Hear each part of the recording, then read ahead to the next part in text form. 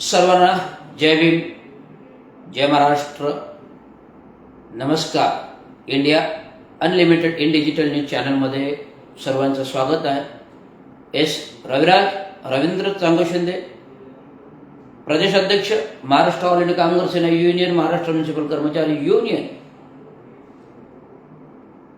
अभियंता association union, stem प्राधिकरण union, परिवर्तन कामगार सेना नाशिक आणि महाराष्ट्र राज्य एस टी महामंडळ कर्मचारी युनियन अधिकारी युनियन महाराष्ट्र राज्य आणि महाराष्ट्र राज्य पोलीस कर्मचारी अधिकारी युनियन महाराष्ट्र राज्य, सर्व संघटनात्मक युनियनचं संपूर्ण महाराष्ट्रातील 36 जिल्ह्यातील ग्रामपंचायती, नगरपरिषदा, नगरपालिका, महानगरपालिकांचे विविध प्रश्न महाराष्ट्र म्युनिसिपल कर्मचारी युनियन माध्यमातून सातत्याने त्या स्तरावरती जिल्हा कलेक्टर असो, कॉर्पोरेशन असो, ग्रामपंचायत असो, कलेक्टर असो किंवा महाराष्ट्र शासन असो, विधानसभा असो, ह्या सर्वतोपरी प्रश्न आम्ही विधिमंडळापर्यंत पोहोचवतो. आणि जर काही झालं तर ते रस्त्यावरील आंदोलन असतं. जर महाराष्ट्र शासनाकडूनही विधिमंडळातूनही जर न्याय नाही मिळाला तर आमचं आंदोलन रस्त्यावरचं होतं. परंतु मी रस्त्यावरचे आंदोलन टाळतो, कारण आपल्याकडे कागद आणि पेन आणि कायदा, संविधान आणि घटना या आपल्याकडे बाबासाहेब आंबेडकरांनी दिलेल्या आहेत. डॉक्टर महामानव विश्वभूषण परमपूज्य भारतरत्न बौद्ध सत्व डॉक्टर बाबासाहेब आंबेडकरांनी आपल्याला एक पेन आणि कागद कायदा दिलेला आहे. या कायद्याने आपल्याला लढाई जिंकायची आहे, लढाईची आहे, लढाई जिंकायची आहे. प्रतिस्पर्ध्याला नामोहरण करायचं आहे. तर या बेसिसवर मी तुम्हाला लाईव्हवर सांगू इच्छितो की दिवाळीनंतर प्रथमच महानगरपालिकेच्या 2 दिवस, सोमवार, मंगळवार, बुधवार 2-3 दिवस, एक दिवस मुंबईला आढावा घेतल्यानंतर कार्यालयीन दप्तरी जे तक्रारपत्र दिलेली आहेत, काय कारवाई केली या सरकारी पत्रावर खात्यातून महाराष्ट्र शासनाचे पण मुख्यमंत्र्यांना 24 तारखेला भेटून आलं पत्र, काय कारवाई केली याबाबत कार्यविवेचना अहवाल घेण्याचं चालू आहे. आणि विवेचना प्रथमतः आर्थिक बाबीचा, प्रथमतः सरकारी कर्मचारी म्हणजे महानगरपालिकेतील सफाई कामगार, ते चतुर्श्रेणी कामगार, ते कॉन्ट्रॅक्ट बेसिस कामगार, ते कर्मचारी, क्लर्क, ते अधिकारीपर्यंतचे, ते अभियंत्यांपर्यंतचे जे प्रश्न आहेत थकीत वेतनाबाबतचे, प्रॉव्हिडंट फंड असो, ग्रॅज्युएट फंड असो, 10-20-30 हा जो प्रश्न आहे, ठराव होऊन 15 वर्षापेक्षा जास्त कालावधी गेला, 15 वर्षापेक्षा जास्त कालावधी गेला ठराव होऊन, परंतु ती अंमलबजावणी होत नाही. महानगरपालिकेतील गेली 5 वर्ष झाली 7वा वेतनाचा फरक देता नाकीने वगैरे कसे तरी 2 हप्ते 360 कोटी रुपये वाटप केले. कसे तरी 2 हप्ते 360 कोटी विविध संघर्ष, विविध आंदोलने केली, वाटप केले 360 कोटी रुपये. आता अजूनही 360 प्लस 180, 40, 450 कोटी रुपये, 450 कोटी रुपये महानगरपालिकेला, प्रशासनाला 7वा वेतनाअंतर्गत 3 टप्प्यामध्ये अजून वाटायचे आहे. मी आत्ताच कालच मुख्यलेखा वित्त अधिकारी सूर्यवंशी, वित्तलेखा अधिकारी सूर्यवंशी यांच्याकडून आर्थिक टाळेबंदाचा मागोवा घेतला, आढावा घेतला. त्यांनी सांगितलं क्लिअर कट की 3रा हप्ता फेब्रुवारी-मार्च पर्यंत देण्यात येईल. मागील 2रा हप्ता फेब्रुवारी-मार्च म्हणजे पाडव्यापूर्व, एप्रिलच्या पाडव्यापूर्व म्हणजे होळी ते पाडवा या डिफरन्समध्ये गेल्या वर्षी तो दिला होता. तो खास करून रवींद्र शिंदेंनी सातत्याने आंदोलने, उपोषणे, इशारा, जर नाही ऐकलं आत्मधनाचा इशारा, जर नाही ऐकलं तर अर्धनग्न आंदोलनाचा इशारा, कपडे काढून इशारा, नाही ऐकलं तर ठाणे महानगरपालिका बंद, संपाचा इशारा, अशा विविध आंदोलनाद्वारे मी आतापर्यंत 2 हप्ते कसे तरी रखड मंजूर करून घेण्यात आले. प्रॉव्हिडंट फंड, ग्रॅज्युएट फंड जे थकीत होते अर्धे देत ते द्यायला लावले. सेवानिवृत्त कर्मचाऱ्यांच्या पहिल्या दुसऱ्या हप्त्यात झालेली रक्कम आता दिवाळीपूर्व दिली. दिवाळीमध्ये पैसे नव्हते बोनस द्यायला, दिवाळीपूर्वी पैसे नव्हते बोनस द्यायला, मी आयुक्तांच्या दालनासमोर धिंगाणा केला. आयुक्तांच्या दालनासमोर धिंगाणा केला. दिवाळी चालू झाली, दिवाळीचा आजचा पहिला दिवस आहे, उद्या दुसरा दिवस आहे. कर्मचाऱ्यांच्या खात्यामध्ये बोनस नाही आलेला, अजून कर्मचाऱ्यांच्या खात्यामध्ये बोनस नाही आले. त्याच दिवशी दिवाळीच्या पहिल्या दिवशी आधी आठवडाभरापूर्वी गाडी अडवली होती, पण आठवडाभर आयुक्त भेटू शकले नव्हते. महानगरपालिकेच्या मुख्य गेट जवळ आयुक्तांची गाडी अडवली. दिवाळीच्या पहिल्या दिवशी पण मी आयुक्तांची गाडी अडवून विचारलं की साहेब बोनस मिळणार की नाही. साहेब म्हणाले मी बोनसला मंजुरी दिलेली आहे आणि बोनस मिळणार. मंजुरी दिली आहे स्वतः आयुक्तांनी सांगितलं. मी जेव्हा आयुक्तांची गाडी अडवली खाली पोर्चमध्ये, आयुक्त साहेब जायला निघाले. जाता जाता मीही त्यांच्या सोबत निघालो आणि आपले पीएन बरोबर वार्तालाप झाल्यानंतर, शिपायांबरोबर वार्तालाप झाल्यानंतर, पीएन बरोबर वार्तालाप झाल्यानंतर कामाच्या नियोजनाचा, त्याच्यानंतर आयुक्त गाडीमध्ये बसणार, दरवाजा बंद करणार, तर मी गाडी दरवाजा अडवला, बंद करायचा. साहेब 1 मिनिट, त्या दिवशी तुम्ही म्हणाला होतात की उद्या या, परंतु तुम्ही विदायला तुम्ही 10-15 दिवस गायबच झालात, रजेवर गेलात. मग उद्या मी या म्हणजे कोणाला भेटणार? आणि आता दिवाळीचं चालू झाले, बोनस कसा मिळणार? नाही म्हणे मी दिवाळीचा बोनसची आत्ताच मंजुरी दिलेली आहे, उद्यापर्यंत पैसे मिळतील. तर दुसरा दिवस उजाडला तरी खात्यामध्ये पैसे नाही. मी आयुक्तांच्या कॅबिनच्या दालनावर गोंधळ घातला. थकीत वेतनाचे जे बिलांचे पैसे आहेत ठेकेदारांचे तेही दिले गेले नाहीत. कोविड पासूनचे, कोविडमध्ये काम केलेले ठेकेदार नवनाथ झाडे यांचा अचानक कर्जाच्या बोजाने अटॅकने निधन झालं. मी आयुक्तांच्या दालनावर गोंधळ घातला. आयुक्तांच्या दालनावर गोंधळ घातला. साहेब हा ठेकेदार मेला, मी त्याला 5 वर्ष संयमाने झेलतोय, 5 वर्ष संयमाने झेलतोय. 2021 मध्ये तो ठेकेदार वारला कर्जाच्या बोजाकडून. एकही बिल महानगरपालिकेने दिलं नव्हतं. माझ्याकडचं तर होतं, पण अजूनही इतर खात्यामध्ये त्यांनी केलेली कामांची बिलं त्याला मिळालेली नव्हती. मग तो मुंब्रा विभाग असेल, कळवा विभाग असेल, प्रभाग समितीने होतं. असं प्रचंड 50 लाखाच्या ओझ्याखाली दबलेला हा गरीब ठेकेदार, अनुसूचित जाती जमातीच्या वर्गाचा, गरीब ठेकेदार अनुसूचित जाती जमातीच्या वर्गाचा नवनाथ झाडे हार्ट अटॅकच्या ओझ्याखाली, कर्जाच्या ओझ्याखाली वारला. साहेब जर हा प्रस्ताव फाईल हिला मंजुरी मिळाली नाही तर सदोष मनुष्यवधाच्या गुन्ह्याखाली मी तुम्हाला सर्वांना अटक करायला लागेल. असं बोलल्याबरोबर आयुक्त घाबरले आणि तात्काळ कुठे फाईल घेऊन या. मी रागाने निघून गेलो. आयुक्तांच्या दालनापुढे गोंधळ घातला पार. तुम्ही येणाऱ्या लोकप्रतिनिधींनी 3-3 तास देता, 2-2 तास देता. आमदार खासदार यांचे आले की 3-3 तास मिटिंग देता. मग कामगारांच्या प्रश्नावर बोलायला तुम्हाला वेळ नाहीये? वेळ नाहीये का? आम्हाला तेच काम धंदा आहेत का दिवसभर थांबायला, 8-8 तास आयुक्तांची वाट बघायला? ह्या मुद्द्यावर मी हंगामा केला. पीए बीए सगळे बिल्डर दिवाळीमध्ये गाठोडे घेऊन आले होते. मी सर्व बिल्डर लोकांना हाकलून लावले. आयुक्ताच्या दालनामधील सगळ्या बिल्डर लोकांना हाकलून लावले. हे कसली दिवाळी करताय? कर्मचाऱ्यांनी दिवाळीला पैसे द्यायला नाहीयेत, कर्मचाऱ्यांच्या खात्यात दिवाळीचे पैसे आलेले नाहीत बोनसचे, आणि आयुक्तांची दिवाळी करता गोड. चला इकडनं निघून द्या, कोणाला गिफ्ट काय मिळणार नाही, आणि गिफ्ट द्यायचा अधिकार नाहीये, आणि शासकीय कार्यालयामध्ये गिफ्ट देवाणघेवाणचा अधिकार नाहीये. ती लाच ठरते.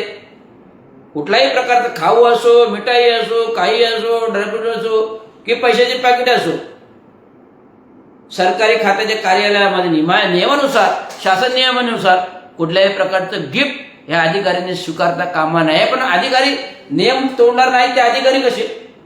कोणताही शासन नियमावली तोडणार नाही तर ते अधिकारी कसले?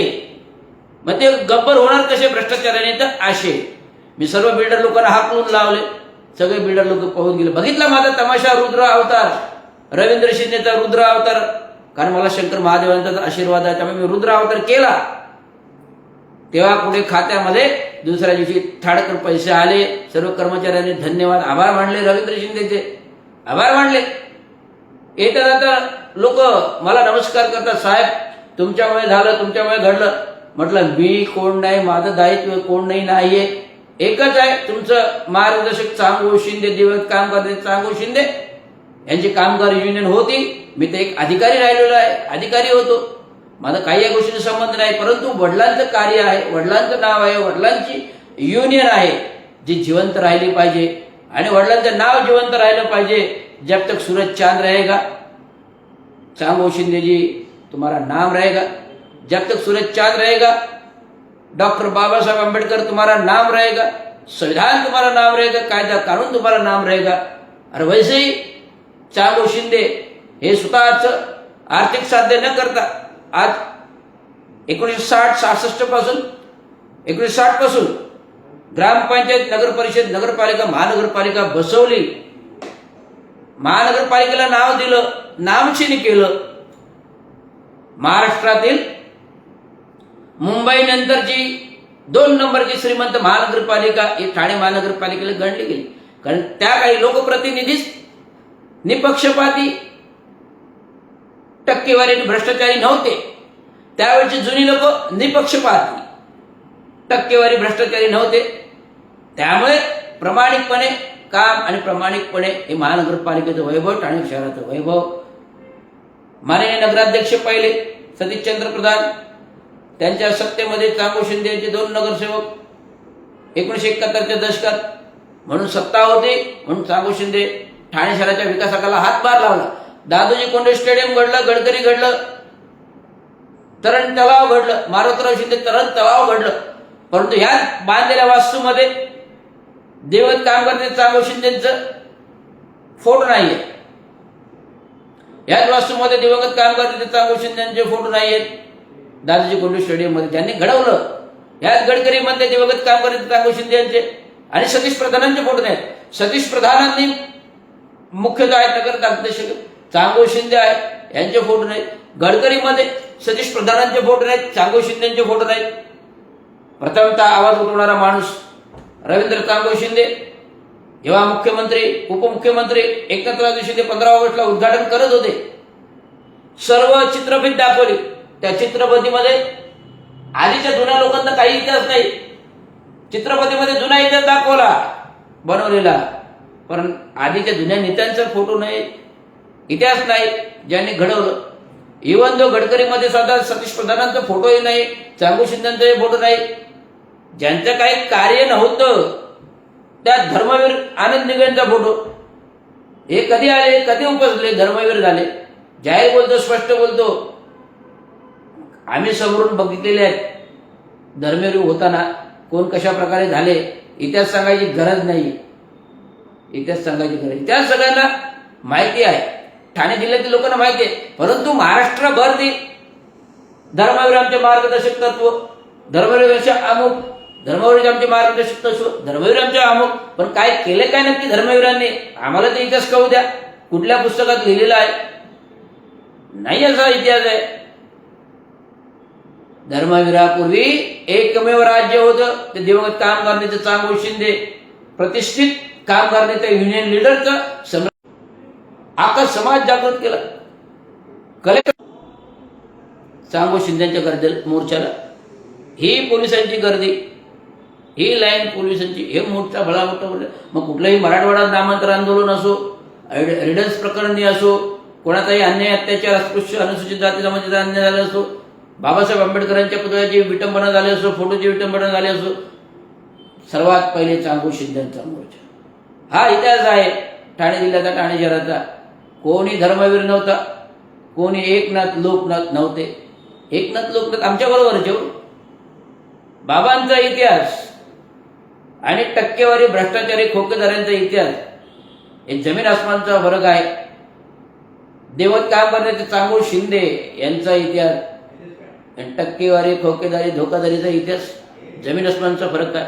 प्रामाणिक काम, प्रामाणिक नाव, कुठलीही सत्ता नाही, कुठलेही मंत्रिपद नाही, कुठलेही काय नाही, तरी जनतेचा जनसेवक, कामगार नेते, युनियन लीडर चांगली समाजसेवा, समाजसुधारक म्हणून मरणोत्तर गौरव पुरस्कार प्राप्त 9 ऑगस्ट 2024 रोजी बाबांना मरणोत्तर गौरव पुरस्कार मिळाला. आणि हा नोव्हेंबर महिना चालू आहे आणि हे नोव्हेंबर महिना चालू असल्यामुळे बाबांचा इतिहास कथन करतोय की मरणोत्तर गौरव पुरस्कार घेणारे दिवंगत कामगार नेते चांगू शिंदे यांचं 13 नोव्हेंबरला 86वा पुण्यस्मरण आहे. 86ला पुण्यस्मरण आहे, 86वा पुण्यस्मरण आहे. दिवंगत कामगार नेते चांगू शिंदे यांचं 86वा पुण्यस्मरण आहे. या पुण्यस्मरणांते महात्मा फुलेनगर खाटणूर इथं भले मोठं त्यांच्या बुद्धविहाराची जागा आहे, खुले रंगमंचाची बुद्धविहाराची जागा, मोठा कार्यक्रम आयोजन केलेला आहे. पुण्यस्मारकार्थ बाबांची, चांगू शिंदेची आठवण मोठा कार्यक्रम आयोजित केलेला आहे. तर अशा प्रकारे ठाणे महानगरपालिकेचा बोकळ्याला भ्रष्टाचार, क्लस्टर SRA, क्लस्टर योजना ठाणेकरातील कुठल्या नागरिकांना नको आहे. SRA मध्ये बोकळ्याला भ्रष्टाचार,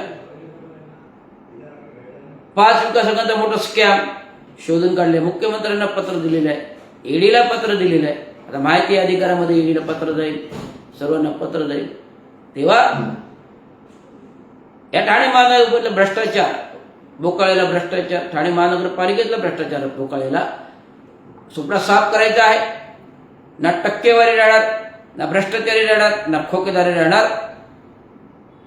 यासाठी तरुण युवा पिढीने महानगरपालिकेच्या निवडणुकीमध्ये भाग घेऊन स्वतंत्र मजूर पक्ष, इंडिपेंडन्स लेबर पार्टी, स्वतंत्र मजूर पक्ष, इंडिपेंडन्स लेबर पार्टी, स्वतंत्र मजूर पक्ष, इंडिपेंडन्स लेबर पार्टी स्थापना 1936, महामानव विश्वभूषण परमपूज्य डॉक्टर बाबासाहेब आंबेडकर प्रस्तावित त्या काळी 15 उमेदवार निवडून आणले होते बाबासाहेब आंबेडकरांनी 18 उमेदवारांपैकी. आणि तोच पक्ष घेऊन मजूर कामगार शेतकरी, मजूर शेतकरी ही माणूस, शेतकरी मजूर माणूस ह्या निशाणीवरती आम्ही स्वतंत्र मजूर कामगार पक्ष निवडणूक लढविणार आणि हे निवडणूक लढविणार. अंतिम तरुण वर्गाला प्लॅटफॉर्म देणार. आज आपल्याला तरुण वर्गाची आवश्यकता आहे, निष्कलंक व्यक्तीची आवश्यकता, सुशिक्षित नागरिकांची आवश्यकता आहे. आज आपल्याला तरुण पिढीची आवश्यकता आहे, निष्कलंक माणसाची आवश्यकता, सुशिक्षित नागरिकांची एक उमेदवार म्हणून लोकप्रिय. 30 लोक 25 वर्ष सत्ता गाजवतात, 30 वर्ष 25 वर्ष भ्रष्टाचार करतात, टक्केवारी, खोकेदारी, हे सगळं वाटतं भ्रष्टाचार. आज ठाणे शहरातली एकही चांगली इमारत नाही की ती तोडून पुन्हा नव्याने प्रस्ताव, पुन्हा टक्केवारी. लाडकी बहीण योजना 45 कोटीचा भ्रष्टाचार. 2.5 वर्षामध्ये 3,000 कोटी, 6,000 कोटी अशा प्रकारचा निधी, 10,000 कोटी, 3,000 कोटी, 6,000 कोटी, 10,000 कोटी टप्प्याटप्प्याने ठाणे जिल्ह्याला दिले.